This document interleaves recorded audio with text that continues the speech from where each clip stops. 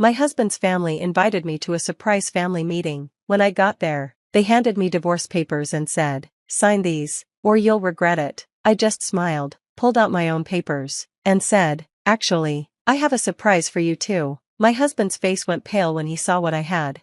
I got a weird text from my husband's sister, Emma. We were never close, and she only messaged me when her mother wanted something or to complain. The text said, "Hey, we're having a small family gathering this Sunday at Mom's house. It's important. Be there at 3 p.m. It's a surprise, so don't tell Justin, just show up."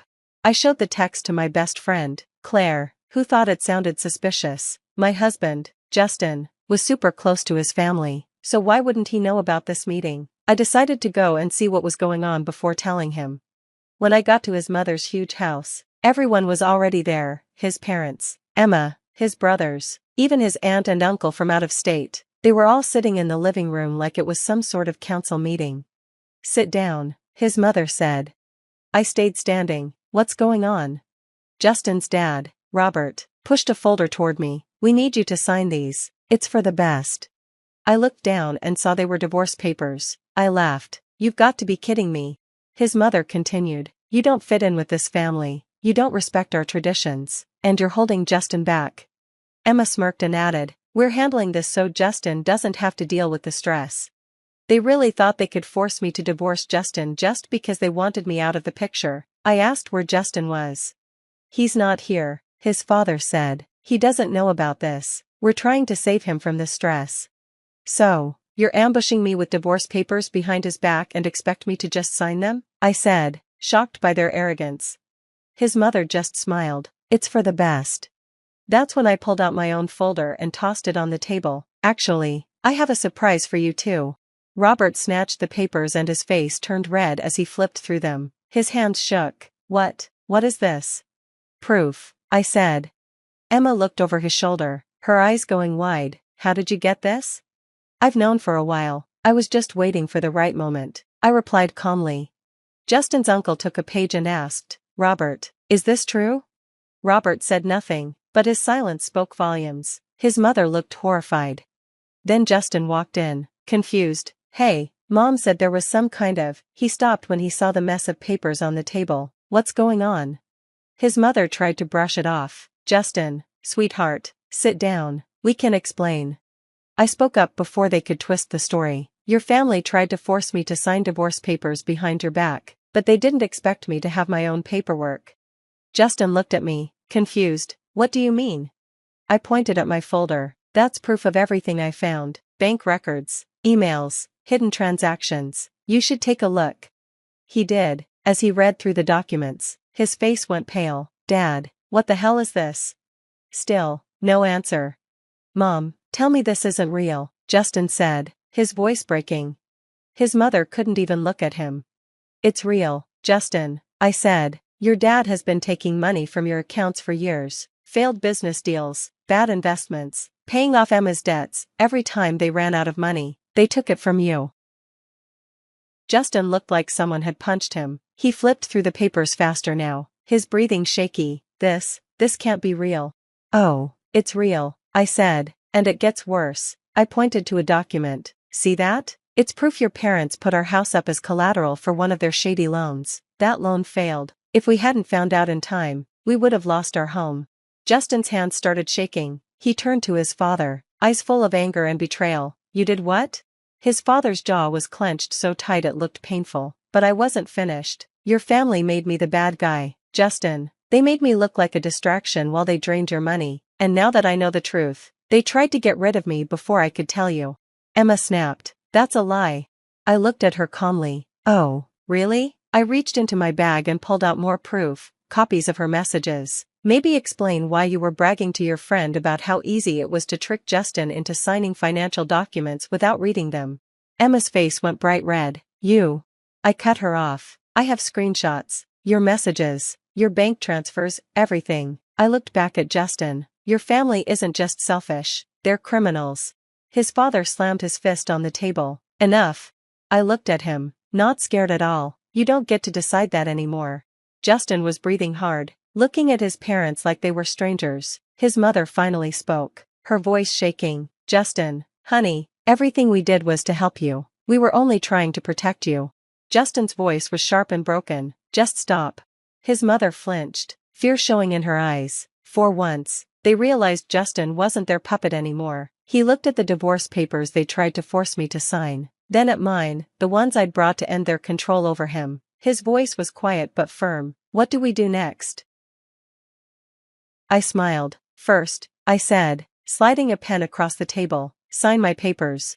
Justin stared at the pen. His hands were still shaking, but his angry, hurt eyes stayed on his parents. His mother looked pale, lips pressed tight. His father looked like he was about to explode. Emma was fuming. I could feel it. If Justin signed those papers, everything his family built, their control over him, their access to his money, all of it would fall apart. Before Justin could grab the pen, his father jumped up, his chair screeching on the floor. No, Robert yelled, his voice low and threatening. You are not signing that. Justin flinched, but I didn't. Oh, he's signing it, I said, and after that, we're pressing charges, fraud, identity theft, stealing money, you name it. A forensic accountant will have a blast with this. Robert's face went red, his fists clenched. You think you can walk into my house and threaten me? I smirked. Not a threat, just a fact. His mother's voice shook, but she tried to sound calm. Justin Hugh, please, she begged, think about your family. Everything we did was to help you. Justin looked at her, his voice broken but firm. You stole from me, you lied, you almost made me lose my home. She reached for his hand, but he pulled away like her touch hurt. Please, sweetheart, she whispered, we love you.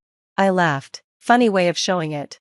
I turned to Emma, who was being unusually quiet. No smart comments. Emma, no insults? Or are you too busy realizing how screwed you are? Emma's mouth opened and closed like a fish. She looked at her parents, then back at me, then she snapped. You want the truth? She spat, stepping toward me. I raised an eyebrow. Go ahead, I love the truth.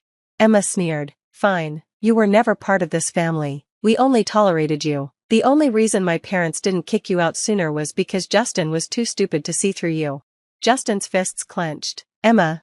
But she kept going. You're nothing without Justin, she said bitterly. What will you do when this is over? Justin's success came from us. His connections? Ours. His opportunities? Ours. Take him away, and you'll see how fast your life falls apart.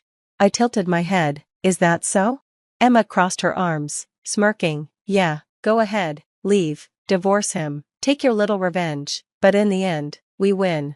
I chuckled. Then, without breaking eye contact, I pulled out another folder. Her smirk disappeared. What's that?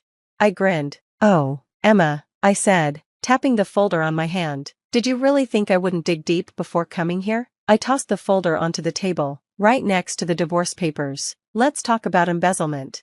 Emma froze. Her father's head snapped toward her so fast it was like he'd been slapped. What? I nodded at the folder. Turns out little Miss Perfect has been stealing money from her own family's accounts for years. Emma's face went pale. That's a lie. I opened the folder and showed the evidence. Bank records, fake invoices, payments to herself disguised as business expenses. And the best part, I said, sliding a specific page to Justin. Recognize this name? Justin read it, eyes going wide. This is Derek. Emma's eyes went wild. Shut up. Justin looked at her, hurt and angry. The Derek you said was just a friend? The guy you swore you never had anything with? Silence. Wow, I said, shaking my head. Not only did you steal from your own family, but you were funneling money to your side piece.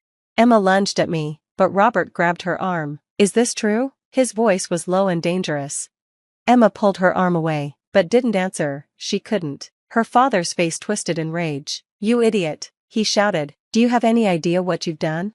Her mother's hands flew to her mouth. Emma, tell me this isn't true.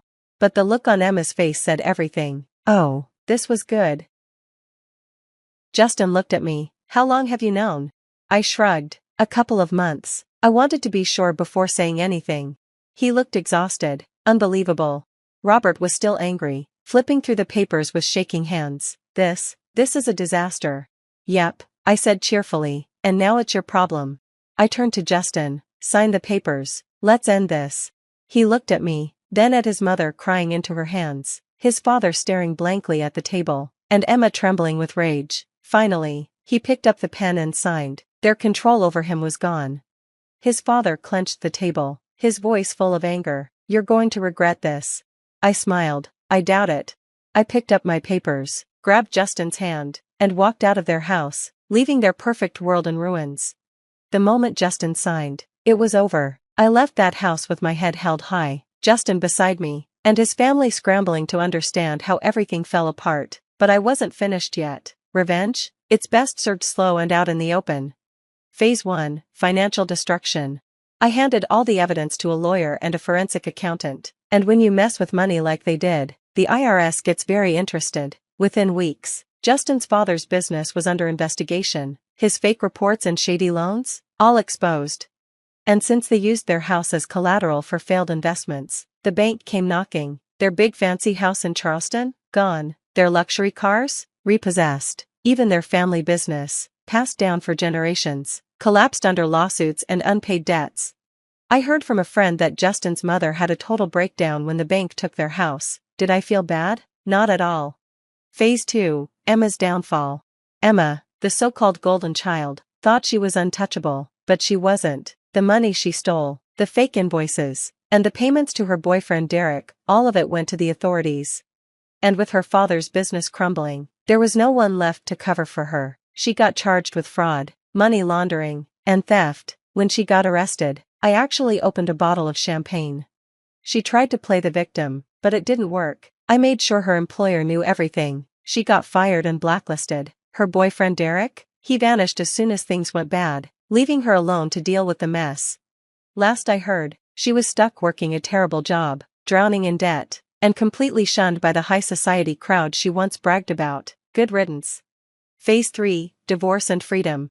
Justin and I finished our divorce quickly. I got everything I deserved, my share of our assets, the house they tried to gamble away, and peace of mind. Justin wasn't innocent in all of this. He let his family walk all over him for too long, but once he saw the truth, he cut all ties with his parents and Emma. I'll give him credit, he didn't fight the divorce. He signed everything, apologized for being blind to the truth, and walked away from them forever. As for me, I took my settlement, moved to a new city, and built a happy new life for myself, a life where I was finally free. The final blow. The last thing I did was make sure everyone in their social circle knew the truth. The rich families they used to impress, the business contacts, the so-called friends, they all saw what really happened. Instead of success, their family became known for their shame. No one wanted to be seen with them. They were ruined. And me? I was thriving. Revenge isn't just about getting back at someone. Sometimes, it's about letting them destroy themselves. And I got to watch the whole thing. The end.